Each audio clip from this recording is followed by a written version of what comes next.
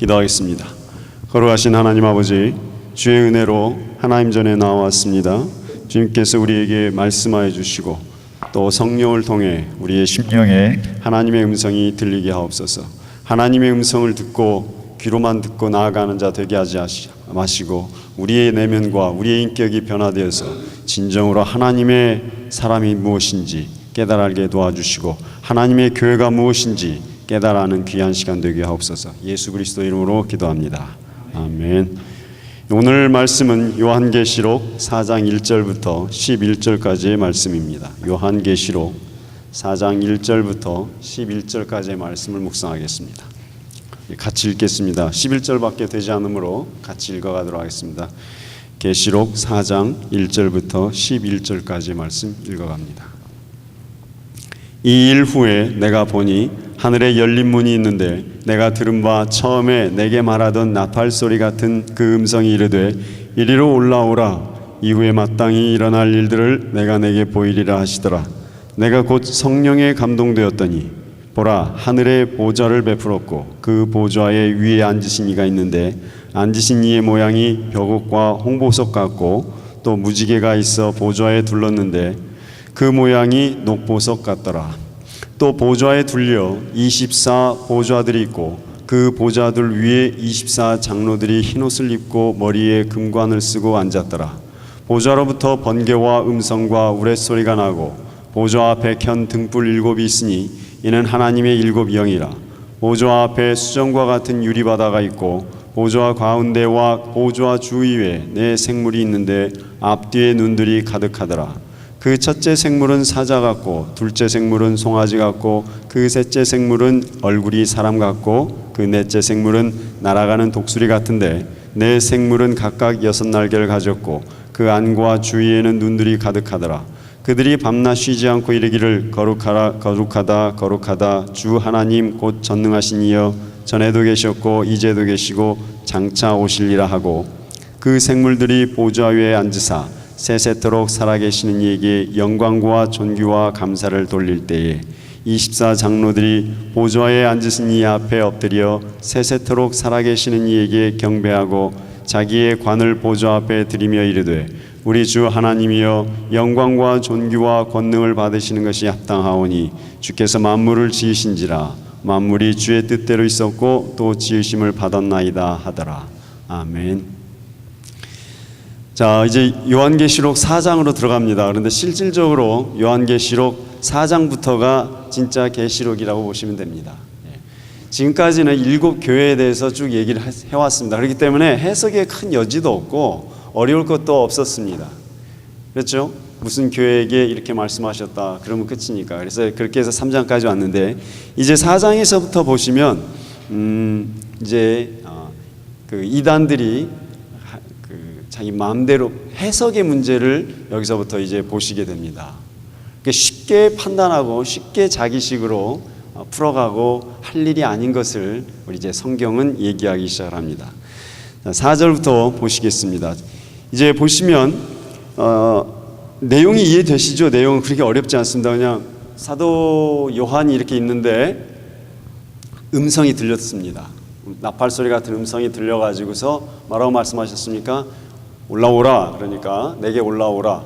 Come up here. 위로 와보라. 그러니까 그 2절에 보면 내가 곧 성령에 감동되어 그랬단 말이에요. 그러나 우리말 번역이 정확하지 않고요. 원래 원어상에는 그냥 이렇게 생각하십니다. In spirit. In spirit. 그러니까 성령에 감동돼서 그게 아니고 그냥 몸은 그대로 있는데 성령의 체험으로 이제 들어가기 시작하는 것입니다. 예를 들면 지난번에 수요일에 김석환 장로님이 간증을 하셨지 않습니까? 자기가 몸이 누워있긴 누워있어. 의식은 있어요. 의식은 있는데 눈앞에 보이는 것은 또 다른 영의 세계, 성령의 체험을 하고 있는 그런 상황이 지금 벌어지기 시작한 겁니다. 우리가 경험을 안 했다고 해서 그게 이상하다거나 그런 게 없다거나 그거 해도 소용없다거나 이렇게 생각하시면 안 되고 이건 사도 요한이 직접 한 거예요. 2000년부터. 그렇기 때문에 그런 경험들을 굉장히 중요하게 하나님께서 우리에게 부어주시는 기회입니다. 그거 가지고 뭐 이상하다 사입이다 그렇게 얘기하실 필요는 없고요. 그것이 굉장히 중요한 체험 중에 하나가 되어야 합니다. 그게 있으셔야 하고 또 있으시면 더 좋고. 그래서 이제 하는데 당시의 묵시록들을 보시면요, 이 요한계시록 말고도 다른 여러 가지 묵시 문학들이 많이 있었습니다. 그런데 그들 이야기들을 보시면 이런 식입니다. 하늘에 올라가긴 올라갑니다. 이 사람들도 올라가는데 문을 갖다가 그냥 몇십 개 그냥 힘들게 열고 들어가는 거예요. 그들 묵시록은, 세상의 묵시록들. 그렇기 때문에 어떤 걸 반영하냐면 그 세상에서 꼭 그냥 열심히 구도자들, 이런 사람들만 하늘에 올라가서 체험을 하는 것으로 인식을 하게 만듭니다. 문을 갖다 몇십 개를 갖다 하면 힘겹게 열고 들어가야 되니까. 그게 말하자면 불교적인 그런 개념이 들어가는 거죠. 그런데 성경에서 말하는 우리 성경적인 사고는 뭐냐면 절대로 그런 거 없습니다. 지금 요한도 가만히 있는데 올라와, 딱 그 소리 듣고 올라간 거예요. 말씀을 듣고 영의 세계로 들어간 겁니다. 별거 없어요. 요한이 뭐 한 거 없어요. 앉아 있었는데 말씀을 듣고 올라갔다는 얘기를 하고 있는, 그것이 1절과 2절의 이야기입니다.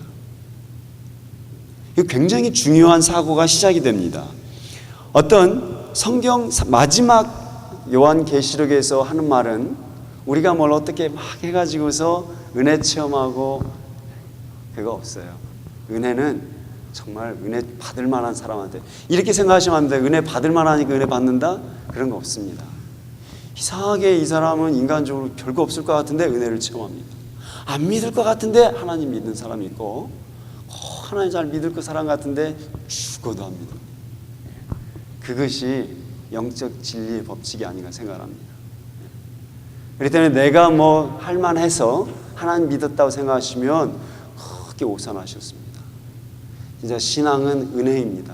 내가 은혜 받은 거 평생 그 감사하면서 지나가는 것이 그 신앙이라고 보시면 되는데, 지금 그 내용입니다. 그래서 성령에 감동되어서 올라갔는데 보니까 그 다음에 얘기한 게 이겁니다. 하늘의 보좌가 베풀었고, 우리는 하늘의 보좌를 베풀었고 이렇게 말하는데, 보좌가 그냥 쫙 깔렸다고 보시면 됩니다. 그냥 그 임금들이 앉는 그런 의자 그런 정도가 아니고, 그냥 엄청난 그 하나님의 그 보좌가 있는데 그 위에 하나님이 앉아 계시더라. 그 하나님의 모습이, 앉으신 이의 모양이 벽옥과 홍복석 같고 무지개가 있어 보좌에 둘렸다. 이게 얼마나 굉장히 화려한 모습으로 이 하나님의 보좌를 이렇게 강조를 하고 있습니다. 당시 묵시록들은 그 보좌가 얼마나 대단한지, 얼마나 화려한지 이런 걸 강조합니다. 그 보좌, 인스트루먼트라고 얘기하는데 그것을 굉장히 강조합니다. 그러니까 무슨 사고를 반영하냐면 우리도 하나님 나라 올라가서 천국에 가가지고 저런 보좌에 앉는다, 이런 사고를 강조하기 시작합니다. 당시의 묵시록들은.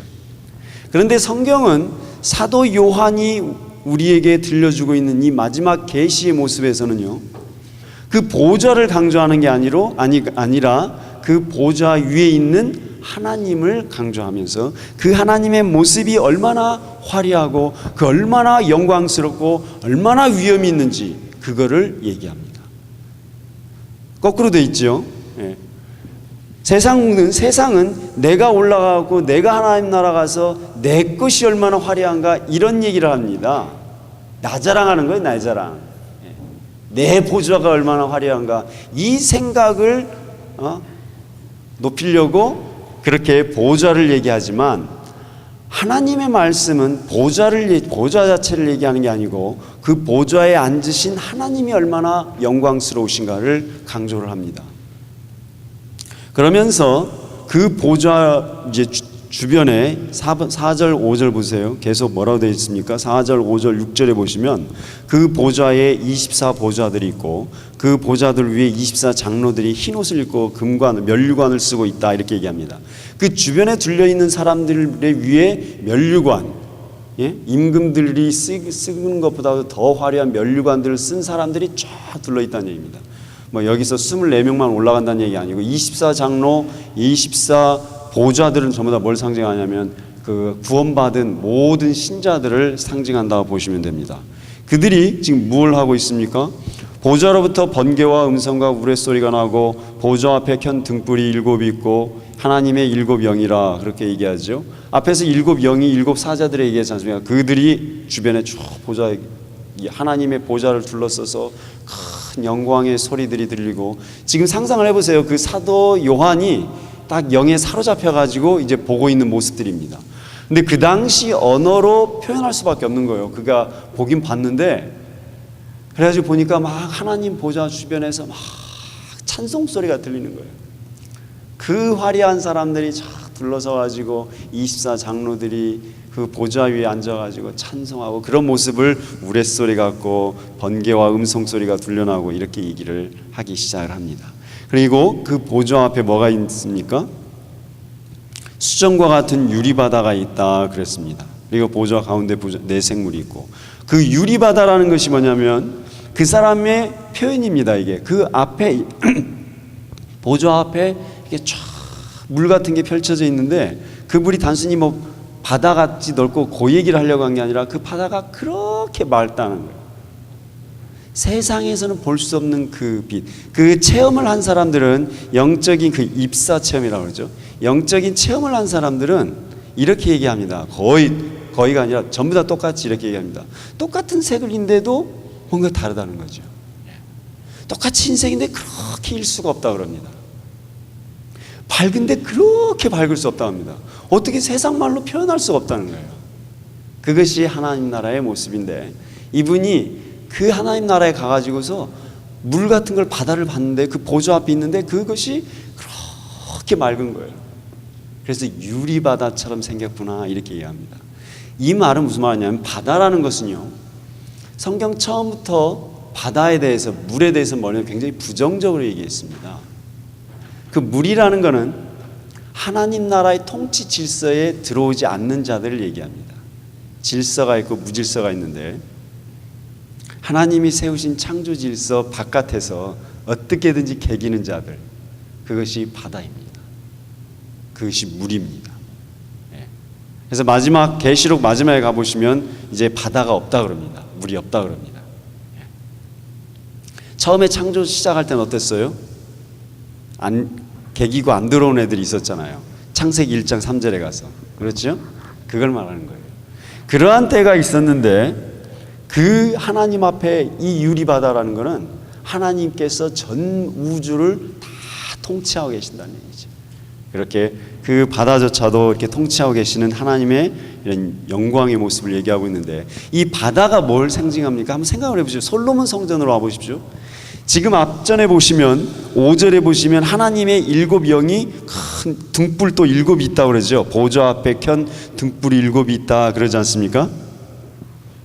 쉽게 얘기하면 이런 거, 이게 보좌가, 그림은 잘 모르겠지만 뭐 이렇게 보좌, 하나님 보좌가 있으면 그 앞에 일곱 등불이 이렇게 있다는 얘기지 않습니까? 이런 식으로.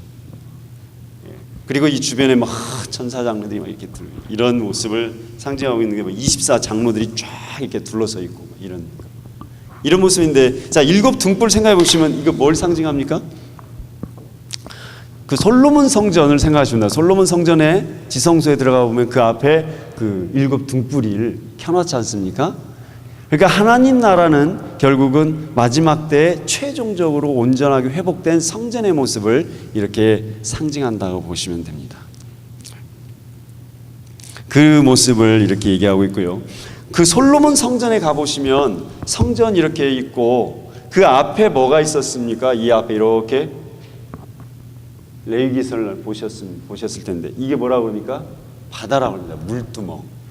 이곳에서 손을 씻거나 이러한 그 작업들을 했지 않습니까? 그 물두멍이 하나님 나라에서 유리바다처럼 펼쳐져 있다고 보시면 됩니다. 이걸 이제 성전, 이 땅에서의 성전이 하나님 나라의 모형이라 그랬습니다. 그 성전의 모습을 지금 사도 요한이 보고 나서 우리한테 설명을 하는데, 이게 그냥 너무 환상 가운데 봐가지고 이렇게 그냥 얘기하면서 본인도 이게 이런 정도까지인지 모르고 막 이제 얘기를 하기 시작을 하는 겁니다.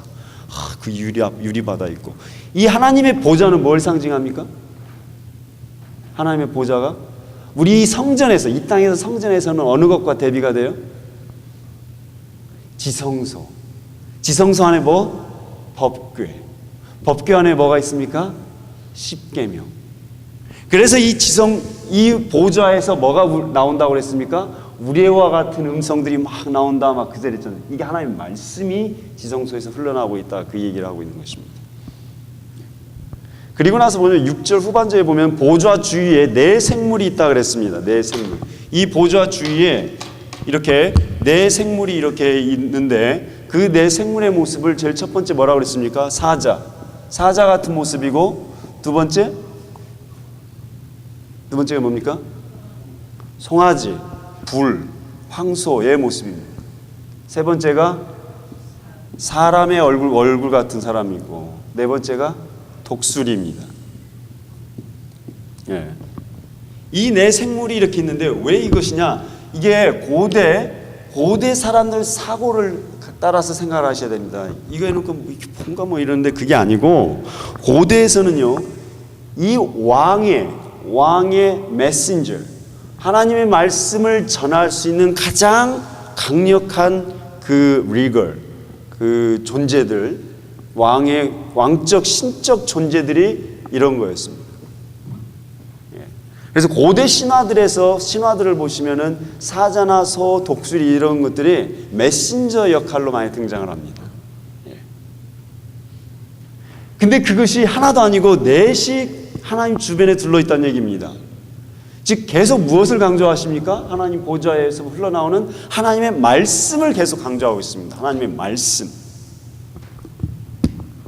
성경 계시록에 이제 본격적인 시작에서 무엇을 강조하냐면 계속 하나님의 말씀을 얘기합니다. 말씀. 우리가 지금 계속 하나님의 말씀으로 간다고 계속 얘기하는데 이게 틀린 게 아닙니다, 결국. 그런데 이제 하나 얘기해드리면, 이거를 굳이 이렇게 얘기하시는 분들이 있습니다. 사자는 뭘 상징한다? 이 네 개가 그 사복음서를 얘기한다고 얘기하는 해석도 있어요. 사자는 뭘 말합니까? 마태복음. 소는 마가복음. 왜 그럽니까? 마가복음은 인자를 상징하는 자리. 마가. 그 다음에 누가복음, 그 다음에 요한복음 이렇게 상징하는데, 사실 그 당시에는요, 사복음서가 이렇게 딱 안착되어 있지 않았던 상황이고, 또 우리 생각을 집어넣은 것일 가능성이 너무 큽니다. 너무 이렇게 자의적인 해석일 가능성이 큽니다. 그거보다도 이 네 개는 하나님의 말씀을 전하는 이 자체, 그 당시의 모습들을 이렇게 상징해서 우리에게 보여주고 있습니다. 이들 모습을 또 상징하면서 이들 앞뒤로 뭐가 있다고 그랬습니까? 이들 앞뒤로 전부 다 뭘 갖고 있어? 이 사람들이 전부 다 이들이 눈을 갖고 있다고 그랬어요. 수많은 눈을 갖고 있다고. 눈이 무엇을 상징합니까? 모든 세상을 통치하시고 말씀으로 모든 걸 다 보고 계시는 그 하나님의 모습을 상징하면서 눈을 얘기하고 있는 것입니다. 그래서 눈을 붙여놓은 거예요, 앞뒤로. 예. 그러니까 허튼지 못한다는 얘기지요. 못 속여요. 하나님 속이려 하지 마세요. 못 속입니다. 예. 그래서 그 첫째 생물이 사자, 송아지, 얼굴이 사람 같고, 넷째가 독수리 같은데 6날개를 가졌고 그 안과 주위에는 눈들이 가득하더라. 한번 상상을 한번 해보시면 이런 예를 들면 그냥 이게 그 모습이라고 생각을 하시면요, 모습이라고 생각을 하시고, 이게 하나의 사자라고 생각하세요. 좀 사자인데 이게 앞뒤로 이 뒤쪽도 그렇고 전부 이렇게 날개가 이렇게 쫙 펼쳐져 있고, 눈들이 막 이렇게 있고, 앞뒤로 이렇게 날개가 이렇게 있고 뒤에도 날개가 있고, 이러한 모습으로 상상하시면 됩니다. 이러한 모습들이 이렇게 쭉 네 개가 있는 거죠. 그러니까 실제로 이와 같은지는 모르는데 사도 요한이 환상 중에 본 모습을 자기 언어로 최대한 이렇게 표현한 것입니다. 그러나 실제로 우리가 볼 때는 좀 이상해 보이지만, 실제로 그 모습을 환상 중에 보았을 때는 굉장히 영광스럽고 굉장히 강력하고 하나님의 말씀 온전히 전달하는 그러한 모습이었을 것이라고 보시면 됩니다. 근데 그들이 무엇을 하느냐 하면요, 8절부터 마지막 11절까지입니다. 그 네 생물이 밤낮 쉬지 않고 이르기를 거룩하다 거룩하다 거룩하다 주 하나님 전능하신 하나님, 그 얘기한 다음에 9절에 가서 보시면은 계속 감사를 돌리고, 그리고 24장로들이 보좌에 앉으신 이 앞에 엎드려서 세세토록 살아계신 이에게 경배하고 보좌를 앞에 드리고 우리 하나님이여 영광과 존귀와 권능을 받으신 것에 합당하오니 주께서 만물을 지으신지라 계속 얘기합니다. 이게 무엇을 상징합니까? 지금 이들이 무엇을 하고 있습니까? 하나님 나라에서 사도 요한이 제일 처음 본 모습은 무엇입니까? 예배입니다. 예배. 그냥 쉬지 않고, 지금 오늘날 우리는 이 땅에서 죄악되어서 구원받지 못하고 죄인된 모습으로 살아가니까 일주일에 한 번 와가지고 예배 드리는 거, 그것도 허덕이고 오기 싫어가지고 그냥 버벅거리고 이런 거예요. 사실은 일주일에 한 번 와가지고, 그것도 중간에 한 번 오라고 하면 또 안 오고 이것입니다. 이것이 지금 우리의 예배의 모습입니다.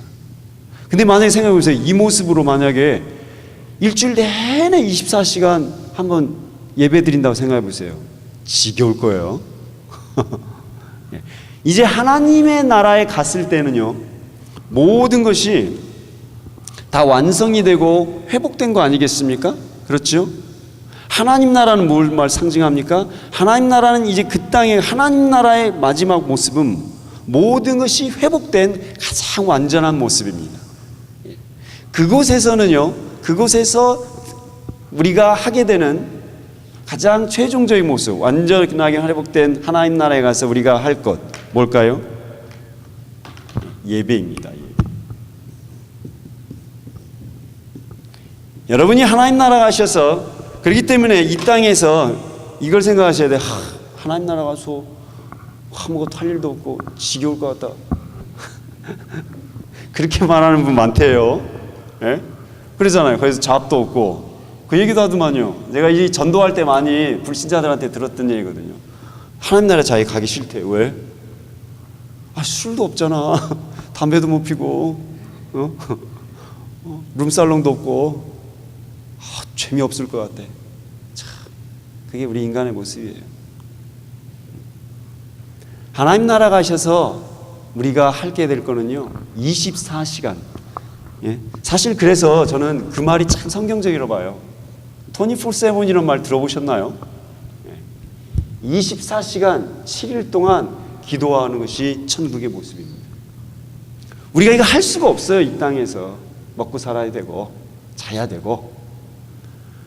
하나님 나라에 가시면 쉬지 않고 하나님을 예배하는데 그것이 가장 행복한 곳이 됩니다. 그것이 천국입니다. 예. 착각하시면 안 돼요. 천국에 가면 하나님이 나를 위하여 맨션을 지어주시고 먹을 것도 좋고 많고, 이렇게 되면 뭐가 돼요? 이 사고를 계속 갖고 계시면 이슬람의 역할이 되는 거예요. 왜? 이슬람 사람들 보세요. 전사들 자살폭탄 하잖아요. 그들이 받고 마지막에 갖고 가는 게 뭐예요? 하나님 나라 가면 너한테 24명의 여자를 붙여주시리라. 가서 자살해라. 그거나 그렇게 생각하는 그들이나, 하나님 나라 가면 우리에게 큰 맨션이 있고 돈도 많고 잘 먹고 잘 살는다. 복 받아서. 그거나 다를 게 뭐가 있어요? 그렇지 않습니까?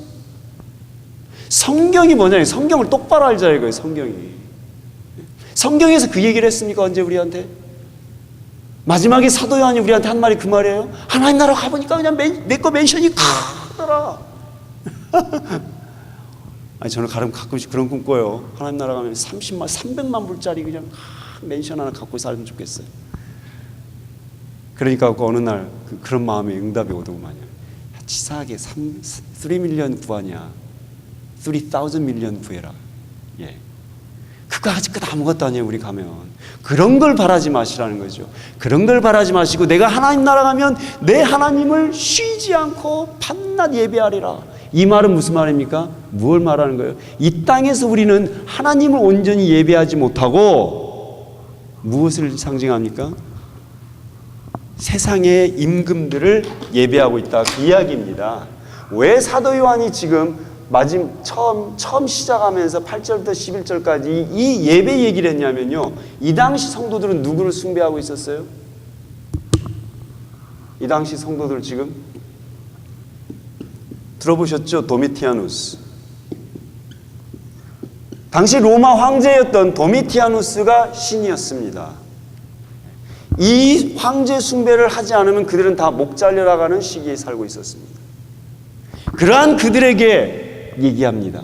하나님 나라에 가서 진정으로 예배할 대상은 누구다? 하나님이시다. 그러므로 이 땅에서 인간에게 무릎 꿇지 말고 인간에게 고개 숙이지 말고 진정으로 하나님을 예배하는 그런 인생을 살아라, 이 얘기입니다. 오늘날 현대 성도들은 무엇을 예배하고 살고 있습니까? 이 땅에서 하나님을 24시간 숭배할 수 없으므로 우리는 무엇을 붙들고 살합니까? 오늘날 우리는 만몬, 물질에 숭배하며 살아갑니다. 아닌 것 같지요? 현대 신자들은 현대 신자들은 맘몬, 돈을 숭배하며 살아가게 되어 있습니다. 마찬가지입니다. 그렇지 않습니까? 목사들끼리 딱 만나잖아요. 그 의식이 딱 반영돼서 행동을 합니다. 딱 모르는 목사 만난다 그래요. 아니 결국 물어보는 질문이 교회 몇 명입니까? 출석교회 몇 명입니까? 헌금 얼마나 들어옵니까? 그래서 이제 그 새로 이제 서열을 지으려고. 에이. 오늘날 세상이 목사들이 그러면 성도들은 오죽하겠으며. 이것이 오늘날 우리가 살아가는 시대입니다. 그러나 하나님 나라 가시면 여러분은 쉬지 않고 끊임없이 기쁨으로 하나님을 온전히 예배하고 있을 것이다, 이 이야기입니다. 어떻게? 하나님의 말씀을 통해서. 하나님 말씀을 통해서. 그 이야기입니다. 하나님을 진정으로 예배하시는 인생을 사세요. 이 땅에서 그 인생 못 살면 하나님 나라 가서 못해요. 그렇지 않습니까? 예. 여기서는 뭐 개판으로 살았는데 어느 날 갑자기 하나님 은혜를 받아서 하나님 나라에 가서 예배하고 끊임없이 예배하고 살리라? 전혀 그런 일 없습니다. 농담하지 마세요. 이 땅에서 살았던 삶을 그대로 하나님 나라에 살게 됩니다. 예. 어쩌다가 그런 도둑 같은 구원은 있습니다. 마지막에 제일 럭키했던 사람이 누구예요? 구원받은 사람 중에 성경에 딱 나오죠. 뭐죠? 구원받은 강도잖아요. 평생 도둑질하다가 십자가에 달려서 죽었다는 얘기는 정말 큰 도둑질한 거예요. 막판에 가서 양쪽에 하나 있다. 그 중에 또 한 명밖에 구원 못 받잖아요. 마지막 하나 십자가에서 굉장히 럭키한 사람이에요. 그러나 하나님 나라에 가 있을 땐 그 사람 뭐예요? 쪽팔릴 거예요. 물론 하나님 가서는 그런 건 없겠지만, 이 땅에서 하나님을 진정으로 예배자로 사시기 바랍니다. 그거 외에는 길이 없습니다. 그런데 하나 얘기 드릴 것은 4장 1절에서 보시면 그 하나님이 성령께서 이리 올라와라 그러지 않습니까? Come up here, 이리로 올라오라 그랬단 말이에요.